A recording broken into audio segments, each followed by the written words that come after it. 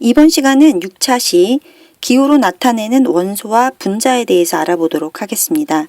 먼저 첫 번째로 우리 생활 속에서 사용되는 기호들을 한번 살펴보고 그 다음 본격적으로 원소 기호에 대해서 알아보도록 하겠습니다. 지난 시간에 우리는 분자에 대해서 배웠어요. 분자라고 하는 것은 원자가 결합해서 이루어진다고 했고요. 물질의 성질을 나타내는 가장 작은 입자예요.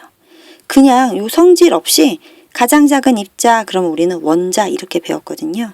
그런데 성질을 나타내면서 가장 작은 입자 그러면 우리는 분자 이렇게 설명을 해야겠죠. 그 다음 분자 같은 경우는요. 원자가 결합해서 만들어졌다고 하는데 결합하는 원자의 종류 어떤 원자가 결합했는지 혹은 몇 개가 결합했는지에 따라서 분자의 종류가 달라집니다.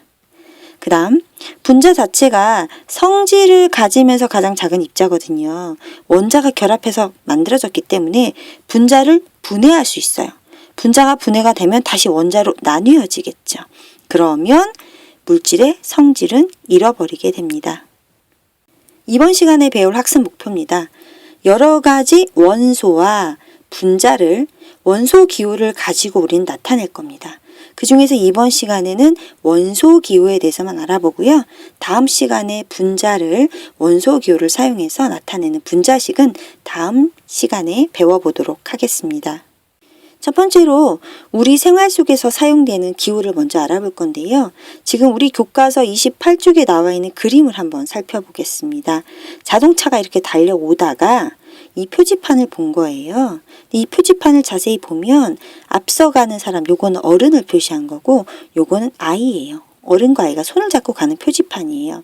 다시 말하면 여기는 어린이를 보호하는 구역입니다. 그러니까 이 자동차는 이 표지판을 보고 속력을 줄여야 되겠죠.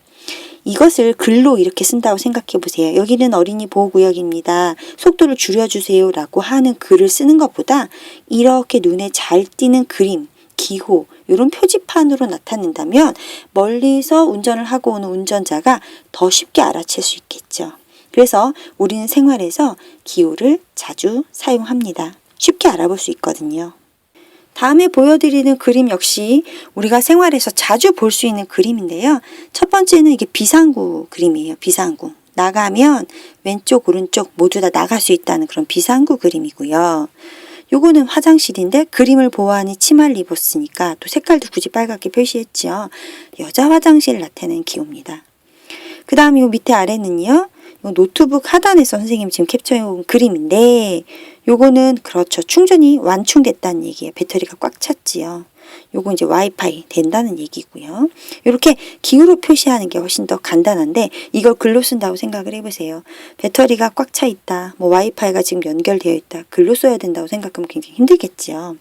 그리고 만약에 우리 글로 썼을 때 한글로 썼을 때 외국 사람들은 알아볼 수 없잖아요. 하지만 이렇게 기호로 한다면 언어하고 상관없이 누구나 알아볼 수 있답니다. 마지막 그림은요. 높은 빌딩이나 그런 학원 건물 여러분들 다니다 보면요. 엘리베이터를 딱 탈 때 생각해 보세요. 1층에 탈 때 옆에 엘리베이터 문 옆에 커다란 종합 안내 표지판이 있어요. 근데 여기 동그라미 I라고 표시되어 있죠. 인포메이션의 약자입니다. 요 마크만 봐도 몇 층에 뭐가 있는지를 표시해 놨구나 라고 감을 잡을 수 있거든요. 1층에 김밥 천국 있고 2층에 무슨 학원, 3층에 무슨 병원, 4층에 무슨 병원 뭐 이런 식으로 체크되어 있는 판 앞부분만 선생님이 사진을 찍어본 겁니다. 결론. 기호로 나타내면 글로 설명하는 것보다 확실히 알아보기 쉽다라는 거죠. 다음 그림은요. 선생님이 그 도로 교통 표지판을 좀 검색을 하다가 우리나라 말고 외국에서 볼 수 있는 그런 교통 표지판 중에서 우리가 한 번쯤 생각해 봐야 될 것 같아서 요 그림을 한번 가져왔거든요. 요거는 우리 아시아경제TV 그 뉴스 기사 사진 중에 일부고요. 요 요거를 그림을 그린 사람은 이진경 디자이너인 것 같아요. 자, 스웨덴에 가잖아요. 그럼 스마트폰을 주위에서 사용을 해야 된대요. 스몬비족이라고 해서 스마트폰 플러스 좀비, 이런 스몬비족을 향한 경고의 표지판이라고 합니다. 보행 중, 즉 이렇게 걸어 다닐 때 스마트폰 금지 구역이 있대요. 그래서 행여 사고가 나지 않도록 길을 걸을 때는 급한 일이 아니면 스마트폰을 들여다보지 않는 것이 좋지 않을까 합니다. 물론 우리나라에도 이런 표지판이 등장을 하고 있습니다. 다음 그림을 한번 보세요. 사람이 두 발이 아니라 네 발로 기어가고 있어요. 앞에 그렇죠. 술병도 있네요. 자, 요 표지판은요. 루마니아라고 하는 나라의 국경도시 페치카에서 취객주의, 술 취한 사람 조심하세요 라고 하는 표지판이래요. 이 루마니아라고 하는 나라는요. 1인당 알코올 소비량이 세계 5위권인 나라래요. 이 페치카라고 하는 곳에는요. 차들이 얼마 없대요. 그러니까 도로를 질주하는 차들이 굉장히 많아요. 빠른 속도로 차들이 막 달리는 거죠. 그래서 이런 표지판을 설치한대요. 왜냐하면 술을 취해서 걷다가 교통사고를 당하는 사람이 그만큼 많다고 합니다. 지금 요 그림 밑에 요 문구는요. 술 취한 사람 주의라는 뜻이라고 합니다. 두 번째로는요. 원소 이름의 유래에 대해서 알아보도록 하겠습니다. 원소 이름의 유래는요. 고대까지 거슬러 올라가야 합니다. 특히 산소나 수소처럼 고대부터 이미 잘 알려져 있던 원소는요. 각 나라, 언어에 따라서 서로 다른 이름을 가지고 있었다고 합니다. 그렇다면 얘를 국제적으로 하나로 이름을 통일할 필요가 있었겠지요. 자, 그래서 국제적으로 통용되는 원소 이름은요. 어디서 결정하냐면 여기입니다. 국제순수 및 응용화학연합 IUPAC에서 결정을 한다고 하네요. 자, 여기서 결정된 그 원소 이름은요. 주로 영국엔 미국식 영어에서 유래한 이름이 섞여 있습니다. 영어에서 유래된 이름이 섞여 있다는 얘기지요. 우리나라 같은 경우는요. 대한화학회에서 결정을 합니다. 근데 여기에 남아있는 이름 중에서 독일어 이름, 독일식 표기는요. 바꾸도록 권고를 했다고 해요. 근데 아직 나트륨, 칼륨 같은 경우는 당분간 그대로 사용한대요. 얘를 나중에 이렇게 바꿀 거란 얘기죠. 나트륨을 영어식 표기로 소듐, 칼륨은 포타슘 이렇게 바뀔 예정이라고 합니다. 원소 기호라고 하는 것은요. 원소를 간단한 기호로 나타내는 것을 의미합니다. 자, 중세부터 한번 중세까지 거슬러 올라가서 설명을 한번 해볼게요. 중세에 있는 연금술사들은요. 그럼 연금술이라고 하는 것은 값비싼 금속을 가지고 금을 만들려고 하는 노력을 이야기하고 연금술사는 그렇게 연금술을 하는 사람들을 이야기하는 겁니다. 그러면 다양한 원소를 가지고 금을 만들려고 노력을 했겠죠. 근데 이 당시까지만 하더라도 원소의 수가 많지 않았어요. 그래서 그림으로 표현을 해도 괜찮았다는 거죠. 다만 연금술사들이 자기가 가지고 있는 비법이나 노하우를 다른 연금술사한테 알려주고 싶지 않았을 거예요. 그래서 자기만의 그림을 그린 거야. 그러니까 나만 아는 거야. 그림을 딱 봤을 때 이게 어떤 원소를 나타내는지 그 연금술사만 안다는 얘기죠. 자, 그러다가 시간이 흘러서 18세기 돌턴입니다. 이 사람은요. 동그란 원 안에다가 알파벳이나 다른 표시를 덧붙여서 원소를 구별했대요.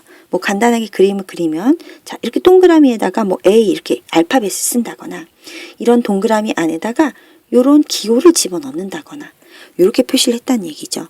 그런데 얘도 점점 한계가 느껴지는 거야. 원소의 수가 점점 발견되는 게 많아지면서 이렇게 동그란 원 안에다가 알파벳을 놓고 이런 모양을 추가하면 나중에는 헷갈리겠죠. 그쵸? 점점 비슷해지니까 많아지고 비슷한 아이들이 많아지면서 점점 헷갈리게 됐다는 얘기죠. 그러다가 시간이 지나서 스웨덴의 베리셀리우스라고 하는 사람이 이렇게 이야기를 합니다. 원소의 그 라틴어 어원, 원소의 이름 라틴어 이름의 첫 글자의 알파벳, 대문자를 가지고 표시하자고 했었죠. 근데 만약에 첫 글자가 같은 아이가 있을 수 있겠죠. 그러면 중간 글자를 딱 택해서 첫 글자 옆에다 소문자를 붙여서 즉 알파벳으로 표시하자라고 제안을 했습니다. 자, 이게 바로 오늘날 우리가 원소 기호를 표시하는 방법이 되는 거지요. 다음 요 그림은요. 앞에서 설명한 연금술사, 요게 그림이에요. 황을 이렇게 그린 거예요. 아연, 철, 비소, 소금 그림으로 그린 거고 연금술사들이 돌턴은 이런 동그란 원 안에다가 골드, G라고 하고 번쩍번쩍 표시했네요. 은, 실버, 철, I 표시하고 이건 수은, 이건 C, 쿠퍼 이런 식으로 동그란 원과 알파벳과 그림을 추가한 건 돌턴이 표현한 원소 기호입니다. 그러다가 스웨덴의 베리셀리우스는 이렇게 알파벳, 니트로젠 질소거든요. 첫 글자 대문자로 N 쓰면 걔가 질소가 되는 거예요. 그런데 네온 했을 때 얘도 N이거든요. 똑같이 N으로 시작이 돼요. 근데 얘가 먼저 N이라고 끝났으면 네온은 중간에 E를 따서 NE 옆에다 붙여주는 거죠. 그래서 얘는 네온이 되는 겁니다. 이 방법은 뒤에서 다시 한번 설명할게요. 자, 오늘날의 원소 기호입니다. 원소 이름의 첫 글자를 아까 뭐라고 했죠? 알파벳의 대문자로 나타내는 겁니다. 두 번째는 만약에 첫 글자가 같아요. 그러면 그 원소를 나타내는 이름에서 중간 글자를 택하는 거예요. 그래서 첫 글자 옆에다가 소문자로 싹 옆에다 붙여준다는 거죠. 예시를 한번 들어보겠습니다. 탄소는요, 라틴어 이름이 카보늄이에요. 카보늄 이렇게 읽으면 되겠네요. 그래서 대문자 앞 글자만 따서 C를 따서 원소기호 C, 그럼 얘는 탄소가 되는 거예요. 근데 그 뒤에 클로리움 해가지고 염소가 나왔어요. 얘도 대문자 C를 따서 봤더니 똑같이 CC, 둘 다 C거든요. 그러니까 얘는 이미 끝났어. 그러니까 중간에 L을 따서 클로 해가지고 CL을 붙여서 염소가 되는 거예요. 그래서 대문자 첫 글자는 같고 여기는 중간에 L을 따서 CL 이렇게 되는 거죠. 그래서 탄소의 원소 기호는 C 대문자, 염소는 CL 이렇게 되는 겁니다. 이게 바로 오늘날 우리가 원소 기호를 쓰는 방법이 되는 거지요. 다음은 우리 교과서 29쪽에 있는 오늘날의 원소 기호입니다. 자, 여기 첫 번째 수소하고 헬륨을 한번 볼게요. 수소하고 헬륨 여기 H, 얘도 똑같이 H. 그래서 중간 글자 따서 소문자로 E 이렇게 붙여줬네요. 이렇게 앞 글자 같은 아이가 또 있을까요? 네, 여기 탄소 한번 볼까요? 탄소 C, 칼슘 Ca, 구리 Cu, 심지어 Cl. 다 C로 시작했는데 얘는 C, 얘는 Ca, 얘는 Cu, 얘는 Cl이 되겠습니다. 이런 식으로. 또 찾아봤나요? 네, 무슨 숨은 그림 찾기 같긴 한데 Si, 규소, S황. 그래서 여기는 I를 붙여준 거지요. 그 다음에 A로 시작하는 거 있나요? 그쵸? 무슨 숨은 그림 찾기 진짜 하는 것 같네. 알루미늄 볼까요? 색깔 선생님이 조금 다르게 선택을 해서 자, A로 시작하는 거 Al, Ag, AU 이렇게 되네요. 여긴 L, 여기는 G, 여기는 U를 붙였습니다. 그래서 앞 글자는 무조건 대문자고 앞 글자가 같을 경우는 중간에 글자를 따서 소문자로 대문자 옆에 붙여주게 되면 되는 거지요. 짠! 외워봅시다. 이걸 보는 순간 벌써 얼굴이 하얗게 질리는 친구들 있어요. 쌤 이거 다 외워야 돼요? 네, 다 외우셔야 됩니다. 그래서 선생님이 앞에 원자, 원소 이런 거 얘기할 때 가끔씩 원소기호 미리 썼잖아요. 여러분들 적응하라고. 볼게요. 수소 H, 헬륨 He, 리튬 Li 이거 원소기호를 때 썼다. 그쵸? 탄소 C, 산소는 옥시즌의 O, 플루오린 F, 나트륨, 소듐이라고 하죠. 나트륨 Na, 마그네슘 Mg, 알루미늄 Al, 규소 Si, 인 P, 난 이게 제일 안 외워지더라. 인하고 P, 황 S, 염소 Cl, 칼륨 K, 짜증나. 칼슘 Ca, 다 칼인데 칼륨은 K이고 칼슘은 Ca입니다. 철은 Fe, 구리는 Cu, 아연은 Zn, 브로민 Br, 아이오딘 I. 우리 나중에 그 소화 같은 거 배울 때 아이오딘이나 칼륨 용액할 때 그 아이오딘 이거예요. 대문자 I. 은 Ag, 바륨, 불꽃 반응식 나왔었던 거죠. Ba, 금은 Au, 납은 Pb, 2, 4, 6, 8, 8, 3, 24. 선생님이 지금 제시된 거 24개. 이 정도 원소기호 외워주면 중학교 3학년 나와 있는 과학하면서 큰 어려움은 없을 거라고 생각해요. 미리 외워두면 다 피가 되고 살이 됩니다. 살은 되기 싫다. 피가 되고 키가 되었으면 좋겠네요. 키. 자, 우리는 이번 시간에 여러 가지 원소와 분자를 원소기호로 나타낼 수 있다라고 했는데 원소를 원소기호로 나타내는 것만 지금 배웠어요. 분자를 원소기호로 나타내는 건 다음 시간에 할게요. 다음 시간에는 기호로 나타내는 원소와 분자 중에서 분자를 나타내는 분자식에 대해서 배워보도록 하겠습니다.